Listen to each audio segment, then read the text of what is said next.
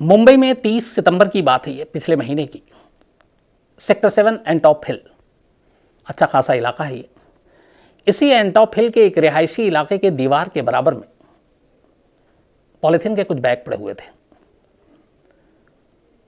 कई लोगों ने उसे देखा, गुजर गए, और इत्तेफाक से 30 सितंबर की रात मुंबई में बारिश हुई थी। बैग वहीं पड़ा हुआ था काफ़ी देर तक। धीरे धीरे बारिश की वजह से और बाकी चीज़ों की वजह से, हवा और बाकी जो पॉलिथीन के बैग थे उसका कुछ सिरा खुल गया, कुछ जला हुआ था। वहाँ पे सैनिटाइज़र की बोतल भी रखे हुए थे, जो हम लोग आजकल कोरोना में आम हो गया है यूज़ करने के लिए। अब आप घर में जाते हैं तो पहले पानी और चाय पूछा जाता था, अब आप पहले जाएंगे तो आपको सैनिटाइज़र दिया जाता है हाथ को सैनिटाइज़ करने के लिए। इस सैनिटाइज़र का इस्तेमाल भी अब लोग क्राइम के लिए करने लगे। तो खैर, कुछ लोगों की नज़र पड़ी उस प्लास्टिक के बैग पर। उन्होंने देखा कि उस बैग के अंदर से कुछ इंसानी जिस्म का हिस्सा बाहर नज़र आ रहा है, उस बैग में से झांक रहा है। जैसे ये देखा, लोग भदहवास हो गए। किसी ने 100 नंबर पे कॉल किया, पुलिस की टीम मौके पर पहुंची। अब वहाँ पे फॉरेंसिक एक्सपर्ट को ही बुलाया गया, बैग की तलाशी ली गई। प्लास्टिक के कई बैग थे वहाँ पे छोटे छोटे। खोला गया तो उसमें एक इंसानी लाश मिलती है, लेकिन अंग भंग, कटी हुई, हाथ अलग, पैर अलग। लेकिन सबसे अजीब बात यह थी कि उस लाश का सर गायब था, यानी चेहरा था ही नहीं। और लाश के पास ही सैनिटाइज़र थी। लाश और पॉलिथीन को देख के लग रहा था कि जो भी कातिल है उसने उस बैग में लाश के टुकड़े रखकर उसको जलाने की कोशिश की थी। कुछ जल भी गया, लेकिन शायद उसके बाद बारिश हुई और उसकी वजह से आग बुझ गई और लाश अधजली रह गई। तो बिना चेहरे के लाश को पहचानना था। और सबसे हैरानी की बात यह थी कि जिस जगह पर यह लाश मिली, सायन डिवीज़न जो मुंबई में है उसके एसीपी का दफ्तर है, असिस्टेंट कमिश्नर ऑफ पुलिस। और उस दफ्तर से इस मौका वारदात की, यानी कि जहां पे भी ये लाश पड़ी हुई थी पॉलिथीन में, कुछ कदम की दूरी पर यह जगह थी। अब एक एसीपी का दफ्तर, एक पुलिस वाले का दफ्तर, और उससे कुछ कदम की दूरी पर कोई कातिल यूं बैग में लाश फेंक जाए, इसका मतलब है कि शायद या तो वो पुलिस से डरता नहीं है, या पुलिस को चुनौती देना चाहता है, या फिर वो पुलिस के कामकाज से बखूबी वाकिफ़ है, या फिर वो खुद पुलिस के अंदर में है और पुलिस को बहुत गहराई से जानता है। लेकिन ये बात खुद पुलिस के लिए परेशान करने वाली थी कि कोई कातिल आमतौर पर कत्ल करने के बाद लाश को इधर उधर कहीं ठिकाने लगाता है, लोगों से बचता है, पुलिस से बचता है। यहाँ कत्ल करने के बाद कातिल को कोई और जगह नहीं मिली, बल्कि वो एसीपी के दफ्तर के बाहर ही लाश को फेंक कर जा रहा है। और उसे इस बात का डर भी नहीं है कि पुलिस वाले देख लेंगे, आसपास ही हैं। पुलिस को लगा कि ये कोई क्रिमिनल जो भी है ये एक तरह से चैलेंज कर रहा है हमें। खैर, पुलिस को जांच आगे बढ़ानी थी, चेहरा था नहीं। सबसे पहले ज़रूरी था कि लाश की शिनाख्त हो सके कि मरने वाला कौन है, ताकि उसके आगे फिर कार्रवाई शुरू हो। लेकिन आसपास के थानों में पता किया गया कोई मिसिंग या गुमशुदगी की रिपोर्ट है नहीं। आमतौर पर जब भी कोई इस तरह की लाश मिलती है जिसकी शिनाख्त नहीं हो पाती, तो पुलिस के काम करने का तरीका यही है, इन्वेस्टिगेशन का भी बेसिक, कि आप पता करो कि कोई ऐसी मिसिंग या गुमशुदगी की रिपोर्ट है, ताकि है तो उससे इसको मैच करा सकें, और फिर मैच कर जाए तो आधा काम हो गया। क्योंकि मरने वाले की तो शिनाख्त हो गई, अब मारने वाले को पकड़ा जाए। तो यही काम पुलिस ने किया। लेकिन मुंबई में ज़्यादातर जगह पे कोई मिसिंग रिपोर्ट इस तरह की थी नहीं। पुलिस को अब लाश को ले जाना था पोस्टमार्टम के लिए, लेकिन फॉरेंसिक टीम ने पूरी लाश का बारीकी से मुआयना किया तो देखा कि लाश के एक हाथ पर एक टैटू है, और उस टैटू पर दादा गुदा हुआ है, DADA, दा और दा, दादा। अब बस यही एक शिनाख्त थी कि एक दादा नाम का टैटू है। अब दादा के नाम से पता करना बड़ा मुश्किल काम है, सिर्फ दादा के नाम पर टैटू से क्या पता किया जाए। पुलिस ने दूसरा काम किया जो आजकल बड़ा नॉर्मल है, CCTV फुटेज को खंगालना शुरू किया। अब यहाँ एक और पोल खुली। पता चला कि ACP के दफ्तर के ठीक कुछ कदम की दूरी पर जहाँ यह लाश मिली, वहाँ कोई CCTV कैमरा नहीं है, या किसी और CCTV कैमरे का एंगल और जो डायरेक्शन है उस तरफ है ही नहीं। तीसरी दिक्कत यह आई कि जहाँ पे लाश थी वहाँ पे एक दीवार, और उस जगह पे आमतौर पे अंधेरा ही रहता था, रोशनी कम। तो ये भी एक मुश्किल थी। तब CCTV फुटेज से भी कोई जानकारी नहीं मिली, अंधेरा होने की वजह से भी नहीं कोई ख़ास कामयाबी मिली। पुलिस ने कहा कि चलो इस जगह पे तो नहीं, इसके पहले के आसपास चारों तरफ के कुछ CCTV फुटेज को खंगालते हैं, शायद कोई जानकारी मिले। अब पुलिस ने इस पूरे इलाके के CCTV फुटेज को खंगालना शुरू किया, ख़ासतौर पर रात के वक्त का, क्योंकि पुलिस को भी ये मालूम था कि दिन में कोई इतना बड़ा जोखिम नहीं लगा लाश को फेंकने का, तो ये रात का ही काम है। अब पुलिस ने रात के वक्त के तमाम CCTV फुटेज को खंगालना शुरू किया, और इस कोशिश में पुलिस को एक जगह पे कुछ कामयाबी भी मिली, कुछ शक भी हुआ। एक सिल्वर कलर का एक वैगनार कार, सिल्वर कलर की, इसको पुलिस ने देखा 30 सितंबर की रात को। ये जिस डायरेक्शन में जा रही थी वो उसी तरफ जा रही थी जहां से ये लाश बरामद हुई है। और ख़ास बात ये थी कि ये गई और अगले 10 से 15 मिनट के अंदर अंदर वापस भी आ गई। अब पुलिस को लगा कि हो सकता है, क्योंकि बाकी जितनी कार को उन्होंने डिटेल में रिसर्च किया, कार आई गई, उस वक्त और भी कारें आई गई, लेकिन सबसे क्लोजेस्ट लोकेशन जहाँ पे स्पॉट था मौका वारदात, वहाँ पे ये वैगनार कार ही जाती हुई दिखाई दे रही है और उसके बाद फिर वापसी में भी यही दिखाई दे रही है। अब पुलिस ने इस कार के जरिए कातिल तक पहुंचने की कोशिश की कि चलो हो सकता है इसी के जरिए कुछ कामयाबी मिले। सीसीटीवी फुटेज के जरिए उस कार के रजिस्ट्रेशन नंबर को खंगाला गया। ठीक ठाक कैद हुआ था कैमरे में। रजिस्ट्रेशन नंबर को जूम करके देखा गया, रजिस्ट्रेशन नंबर साफ साफ दिख गया। अब जब इस कार के रजिस्ट्रेशन नंबर के जरिए इस कार के मालिक के बारे में पता चला तो खुद पुलिस हैरान रह गई। ये कार, ये सिल्वर कलर की वैगनार कार किसी और के नाम पे नहीं, बल्कि मुंबई पुलिस के एक कांस्टेबल, एक सिपाही शिव शंकर गायकवाड़ के नाम पर रजिस्टर्ड थी। दूसरी, ये कांस्टेबल शिव शंकर गायकवाड़ जहाँ पे लाश मिली उससे कुछ कदम की दूरी पे जो एसीपी का दफ्तर है साइन डिवीज़न में, उस एसीपी का ड्राइवर। अब ये बात अजीब थी। अच्छा, ये भी था कि हो सकता है कि वो एसीपी के दफ्तर आया और निकला हो, लेकिन फिर ये हुआ कि एसीपी साहब तो थे नहीं, छुट्टी थी। तो ये फिर क्या कर रहा था और क्यों आया? अब इस बात ने इस कांस्टेबल के ऊपर शक की सुई घुमा दी। पुलिस ने कहा कि अब यही एक लौता मिल रहा है, लेकिन अब कोई सबूत है नहीं, सिर्फ गाड़ी का आना और गाड़ी से जाना, ये कोई बड़ा प्रूफ नहीं था। अब इसमें वो भी अपने ही डिपार्टमेंट के किसी शख्स पर हाथ डालना तो वो मुश्किल में हो सकता था। तो पुलिस ने, आला अफसरों ने कुछ इस बात को गुप्त रखा। उन्होंने कहा कि पहले और जांच करो, कुछ सबूत जुटाओ, तब पूछेंगे। और इस बारे में कांस्टेबल शिव शंकर गायकवाड़ को भनक तक लगने नहीं दी कि वो शक के दायरे में है, क्योंकि उसकी गाड़ी मौका या वारदात से आती और जाती दिखाई दी है। पहला काम अब पुलिस ने यह किया कि अपने ही डिपार्टमेंट के इस कांस्टेबल एसीपी के ड्राइवर गायकवाड़ के मोबाइल को खंगालने का फैसला लिया गया। उसके कॉल डिटेल, उसकी बाकी सारी चीज़ें, और ये देखने की कोशिश की गई कि इसका लोकेशन कहाँ कहाँ था, किस किस से बात हो रही थी।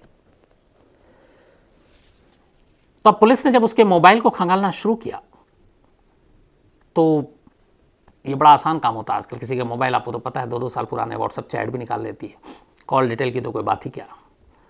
तो उस पूरे उसमें बाकी तो कोई चीज़ ऐसी पहली नज़र में सामने नहीं आई, लेकिन एक चीज़ आई। उस कांस्टेबल के मोबाइल में एक नाम दर्ज था, एक नंबर, और वो था दर्ज दादा के ही नाम पर। और जिस शख्स की मौत हुई थी उस शख्स का नाम भी दादा था। अब सवाल ये था कि क्या ये वही दादा है जिसका मोबाइल नंबर कांस्टेबल के मोबाइल में फीड है, या फिर कोई और दादा है? क्योंकि आमतौर पर दादा हमारे यहाँ बड़ा कॉमन शब्द भी है, बड़े भाई के लिए भी कहते हैं, फादर के फादर को भी दादा कहते हैं, अलग अलग जगहों पे अलग अलग दादा लोग बुलाते हैं। तो जो उसके मोबाइल में नंबर था वो पूरा नाम था दादा जगदाले। अब पुलिस ने कहा कि ये इसी को ट्राई करते हैं, दादा जगदाले से बात करते हैं तो सच्चाई सामने आएगी। अब पुलिस ने उस नंबर पे दादा जगदाले को फ़ोन किया। फ़ोन किसी और ने उठाया और ये फ़ोन नंबर था सूरत का। अब पुलिस ने उस नंबर के ज़रिए जिसने फ़ोन उठाया उससे पूछा कि दादा जगदाले से बात कराइए। सामने वाले ने कहा कि वो पिछले 2-3 दिनों से घर नहीं आए, मुंबई गए थे, उसके बाद से लौटे नहीं हैं।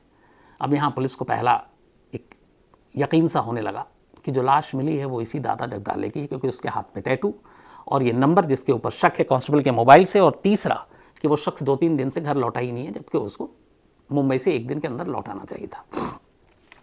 अब जब ये सारी चीज़ें सामने आई तो पुलिस को लगा कि अब ये मौका है कि शिव शंकर गायकवाड़ को उठाया जाए और पूछा जाए और अब उसके सामने सारी सच्चाई रख दी जाए। इसी के बाद पुलिस ने शिव शंकर को उठाने का फैसला किया।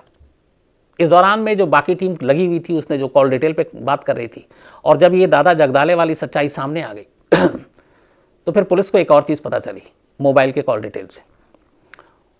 29 सितंबर को दादा जगदाले मुंबई पहुंचा था और 29 तारीख को उसकी और कांस्टेबल की बातचीत हुई।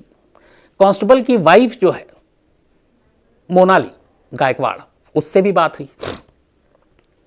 इसके अलावा जो लोकेशन दिखाया, अब चूंकि दादा जगदाले के भी कॉल डिटेल को पुलिस ने खंगालना शुरू किया, तो दादा जगदाले का लोकेशन 29 तारीख की शाम तक वर्ली पुलिस क्वार्टर दिखा रहा था और वर्ली पुलिस क्वार्टर में ही कांस्टेबल शिवशंकर गायकवाड़ का घर था, सरकारी पुलिस क्वार्टर था, वो वहीं रहता था। अब जब ये सारी चीज़ें मैच कर गई कि 29 तारीख को साथ कॉल डिटेल एक साथ, लोकेशन घर का दिखा रहा है, वर्ली में ये रहता है पुलिस क्वार्टर में, तब फिर पुलिस ने बिना और कुछ सोचे सीधे सीधे कांस्टेबल को उठाया और अब पूछताछ शुरू कर दी। इसके बाद पूछताछ होती है। पूछताछ के थोड़ी देर के बाद पहले तो वो मना करता रहता है, लेकिन जब ये सारे सबूत, मौका वारदात पे उसकी गाड़ियों का आना जाना, मोबाइल में दादा जगदाले का नंबर, 29 तारीख को उसके साथ सेम लोकेशन, दोनों की लगातार बातचीत और 29 के बाद से दादा का गायब हो जाना, इन चीज़ों को देखते हुए अब कांस्टेबल को लग गया कि उसका पोल खुल चुका है, इसलिए अब झूठ बोलने का फ़ायदा नहीं। और इसके बाद उसने सच बोलना शुरू किया। जैसे उसने सच बोला, पुलिस ने ऑफिशियली फिर कांस्टेबल शिवशंकर गायकवाड़ और उसकी पत्नी मोनाली गायकवाड़ दोनों को गिरफ्तार कर लिया दादा जगदाले के कत्ल के इल्ज़ाम में। अब यह कत्ल का केस सुलझ गया, कातिल पकड़े गए, लेकिन एक सवाल अब भी बाकी था कि आखिर एक कांस्टेबल ने यह कत्ल क्यों किया? दादा जगदाले कौन था? कत्ल करने के बाद लाश को लाकर एसीपी के दफ्तर के सामने ही क्यों फेंका? और इस कत्ल से उसकी पत्नी का क्या रिश्ता? तो फिर जो पूरी कहानी सामने आई वो ये थी कि कांस्टेबल शिवशंकर गायकवाड़ की शादी मोनाली गायकवाड़ से हुई थी। मोनाली सूरत की रहने वाली थी।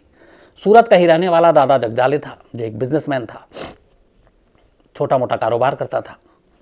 दादा जगदाले और मोनाली ये दोनों बचपन के दोस्त थे, एक ही कॉलोनी में रहते थे, साथ पले बढ़े। इसके बाद मोनाली की शादी शिवशंकर से हो गई। शादी के बाद वो मुंबई आ गई, लेकिन दोनों फ़ोन पे अक्सर बातचीत करते थे, बचपन की दोस्ती थी और ये बात शिवशंकर गायकवाड़ को भी मालूम थी। कई बार मोनाली उससे घंटों बात करती, इसको लेकर शिवशंकर नाराज़ भी होता, फिर लगता कि बचपन के दोस्त हैं। लेकिन उसने बताया कि एक बार उसने अपनी पत्नी के मोबाइल को देखा और उसके व्हाट्सएप चैट को देखा। उस चैट को देखने के बाद और पढ़ने के बाद ये उसे यकीन हो गया कि दादा जगदाले और मोनाली का रिश्ता सिर्फ दोस्ती का रिश्ता नहीं है, बल्कि इससे आगे का है। और इसी चीज़ ने उससे गुस्सा दिलाया।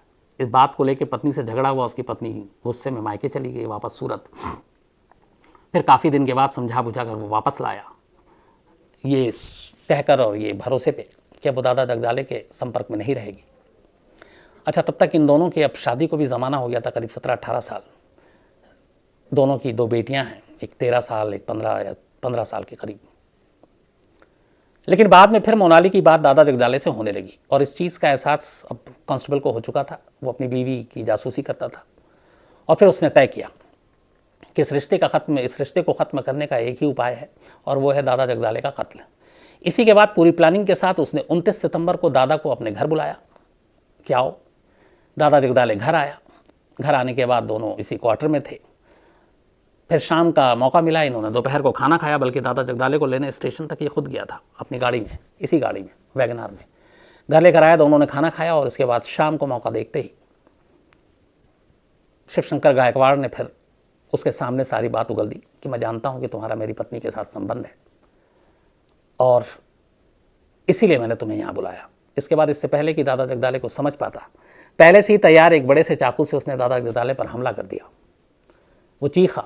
चीख सुनकर उसकी पत्नी मोनाली दूसरे कमरे से इस कमरे में आई। दोनों बेटियां तब बाहर गई हुई थीं। उसने खून से लथपथ दादा जगदाले को ज़मीन पर पड़ा देखा। ये देखकर मोनाली बेहोश हो गई उसी कमरे में। उसने मोनाली को उठाकर दूसरे कमरे में बेड पे रखा। फिर उसके बाद आकर ताबड़तोड़ जितने वार कर सकता था उसने किया। दादा जगदाले की मौत हो गई। थोड़ी देर के बाद जब मोनाली को होश आया, वो कमरे में आई। इसके बाद फिर उसने अपने पति का साथ दिया लाश को ठिकाने लगाने में।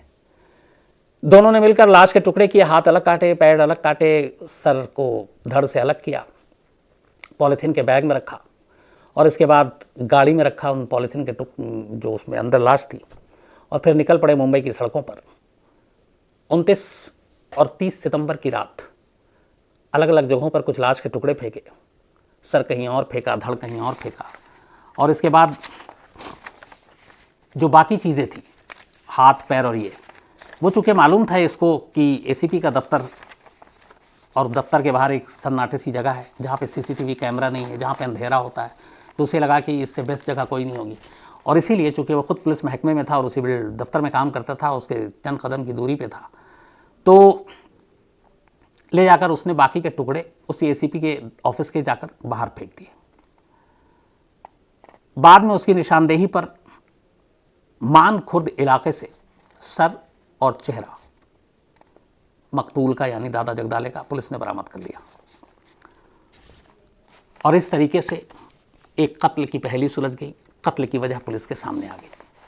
तो ये थी कहानी मुंबई के एक सिपाही की जिसने अपने पति के आशिक का कत्ल किया। हालांकि अभी इस बात की पुष्टि होनी बाकी है, पुलिस का कहना है कि पता नहीं कौन से व्हाट्सएप चैट, क्योंकि वो सामने नहीं आया, लेकिन ये उसका सिर्फ शक और वहम भी हो सकता है। तो अभी फाइनल इस पर कुछ नहीं कहा जा सकता है।